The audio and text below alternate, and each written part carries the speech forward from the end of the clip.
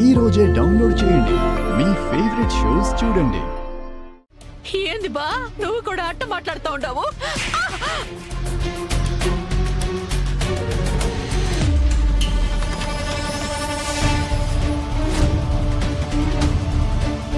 ఇదంతా నీ వల్లే, కేవలం నీ వల్లే.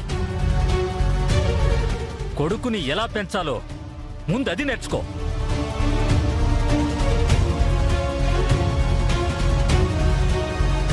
నువ్వు పోరా బయటికి, పోరా బయటికి, పోరా బయటికి, పోరా బయటికి.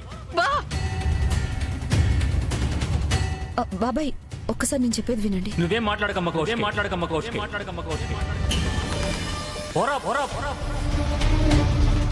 అబ్బోడా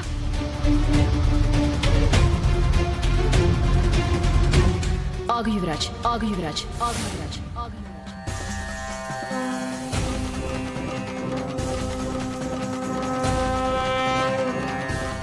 వెళ్ళిపోవాల్సింది నువ్వు కాదు, నేను నేను నేను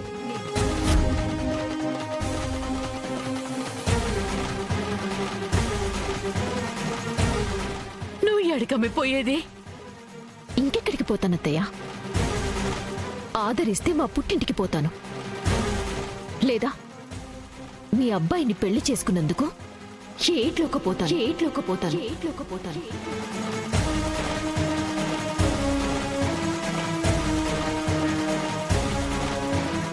ఊరుకోమ్మి, ఏంది అపసకనపు మాటలు?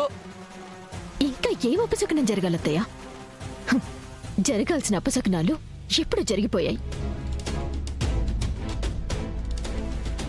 ఇప్పుడు కొత్తగా ఏం జరుగుతుంది? మిమ్మల్ని మీ కొడుకుని నమ్మి వచ్చినందుకు నేను కదా మోసపోయింది. మీరందరూ కలిసి నా గొంతు కోశారు. ఇలాంటి వాణ్ణి నాకిచ్చి పెళ్లి చేసి నాకు జీవితమే లేకుండా చేశారు. ఇప్పుడు మీ అబ్బాయికే ఈ ఇంట్లో స్థానం లేదు అంటే ఇంకా నాకెక్కడి నుంచి వస్తుంది స్థానం?